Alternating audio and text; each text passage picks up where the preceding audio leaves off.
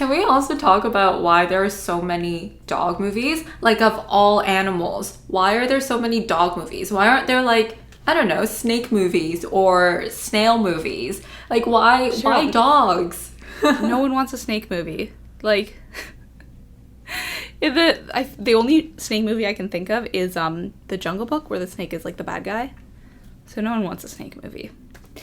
But, like, I agree there are a lot of dog movies, but I think it's mostly because, like, dogs are sort of universal. Like, in most parts of the world, they are considered pets, and everyone has some sort of relationship with a dog or with dogs.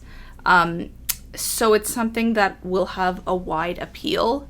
Whereas, like, who wants to watch a snake movie? Like, probably just people who work in zoos or in, what are they called, where they, like, house reptiles? Like, reptile houses?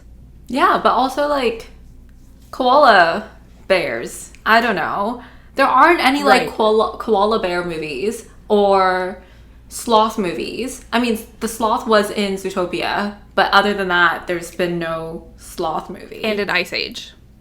Don't forget about Ice Age. I always forget about Ice Age. That's true. I don't know why.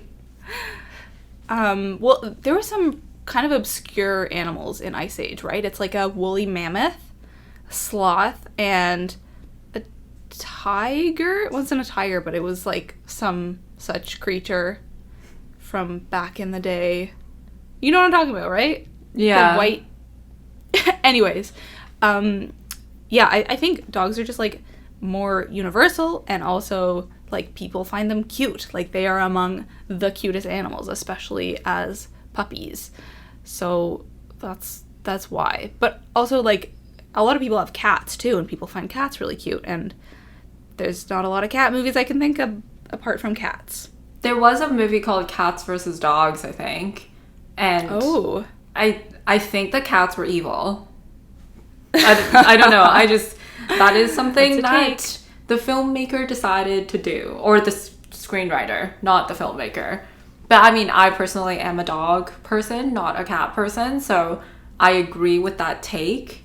I just don't know if I don't know if I would watch a cat movie. I just think that there's something, like, it's weirdly soothing and weirdly nice to watch a dog movie, so I'm very glad that it happens. But it's just very strange that there are so many dog movies out of all the animals. Yeah, my friend has this question she always asks. She's always like, why is it that we know so many different dog breeds? Like, anyone can name 10 off the top of their head. But what about cat breeds? Like, maybe you can name a couple, but you're probably not as familiar with as many types of cat breeds as you are with dog breeds. That's true. Why is that? Mm-hmm. There's probably a close number of cats and dog pet owners, right? Like, it's not like there aren't different cat breeds. Yeah. But also, I don't know why we need, like, animal movies, because that to me is also strange. Like, when we have animal movies, we literally place human-like reactions and human-like thoughts and feelings, and they're not us. Like, it's a very, like, human-centric approach when you're making, like, a dog movie or making an animal movie. It's a little bit strange. Like, when we think about it from, like, a UFO descending upon the earth style type of analysis, I would think that it's, like, actually very weird that we are making films of creatures that we don't really know, or that are kind of there in front of us that aren't us. It's a little bit like you're stalking them, but also you're, like, creating, like, some, like, fantasy about them. And this is coming from a person who loves Zootopia and I do love Zootopia, that's true.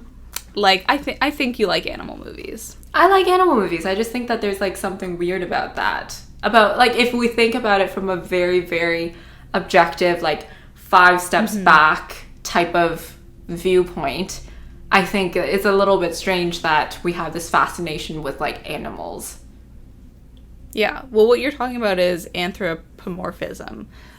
We were looking into this a bit before. So it's basically giving human traits and emotions and intentions to non-human entities, and usually in the form of animals. But apparently it innate to human psychology. Like, humans are just want to do this all the time. And this actually has, like, a backstory in ancient storytelling and artistic devices. And most cultures do this, which is really interesting. Like, this isn't just a new thing with Disney giving animals human attributes and emotions. This has always been done. But we can see it in Disney, like, across the years, because in most Disney movies, there are animals that are able to communicate in some way with humans, or at least there is an animal sidekick. Like, we talk about Frozen all the time. There's Sven, there's Olaf, which Cheryl does not think counts as an animal. Olaf is not an animal. Olaf is a snowman. So, literally, Olaf is made of snow and does not have a heart. But he's not a person. Yeah, I get that, but he's not an animal. It's not like animal and human are the only two characters. There can also be, like, snow, or like otherworldly creature made out of magic, because he's made out of magic. Sorry. If you took offense at that. Yeah, so, and then there's the little gecko entangled. What is it? Yeah, I don't know if it has a name. I don't know if there's a name. No, I don't know. And Mushu in Mulan, you've got the Jasmine's tiger in Aladdin. So there's all of these animal sidekicks. Like, animals are just a big thing in Disney movies. They love to give humans animal sidekicks.